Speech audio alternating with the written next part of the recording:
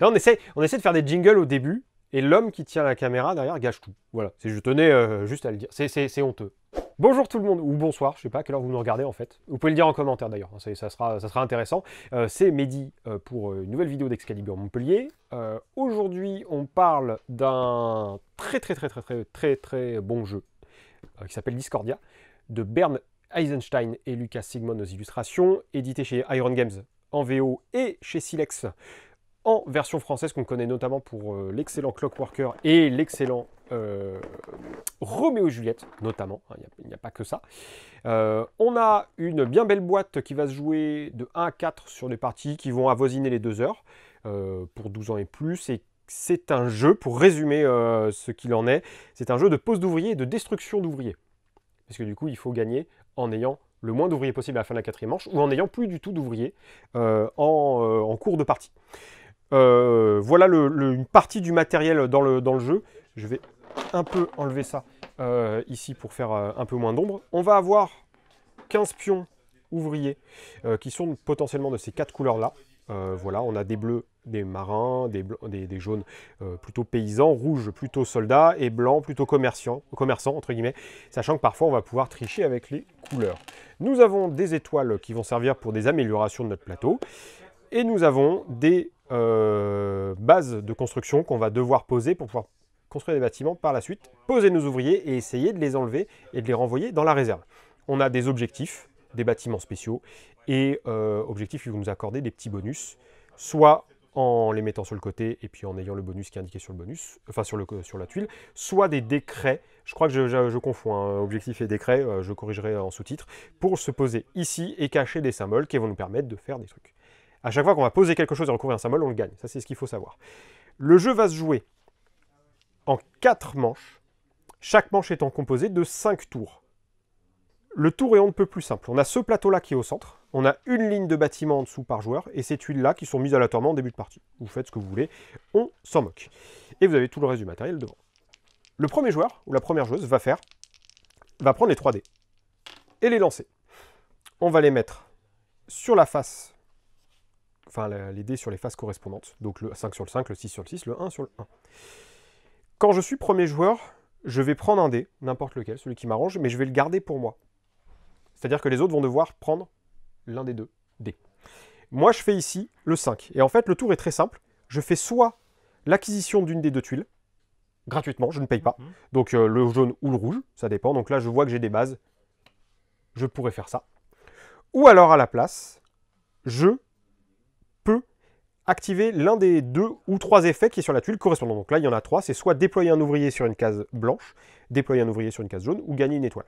Bon, là, j'aurais pas grand-chose, mais disons que si déjà j'avais posé ceci, je pourrais déployer sur une tuile jaune. Si je fais ça, je regarde la case qui m'arrange, et je vais en poser 2.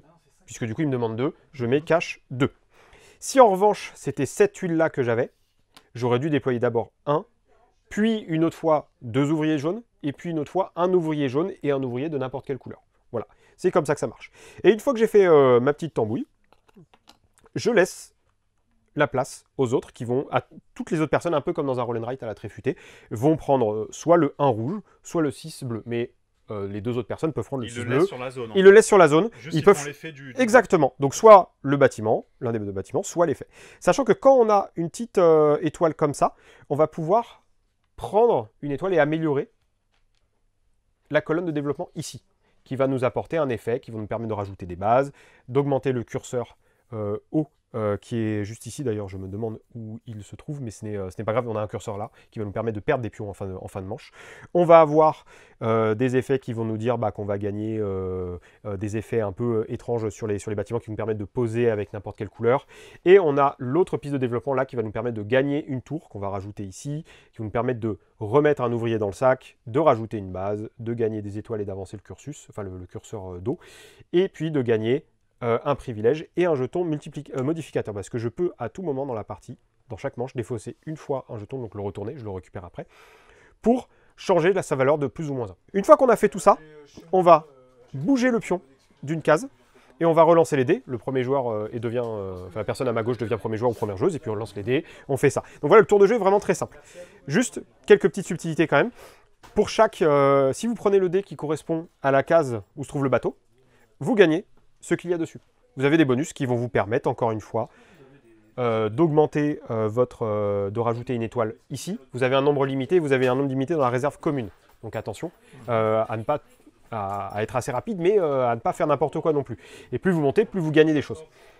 Et on va aussi avoir la possibilité de rajouter des bases qui vont nous permettre de...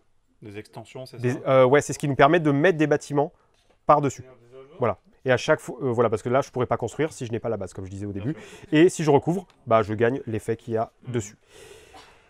Vous avez les tuiles barbares, qui sont très simples. En fait, alors au début de la manche, normalement, techniquement, on n'en révèle qu'une. Quand on arrive à la manche, enfin au tour 4 de la manche, on va révéler la deuxième.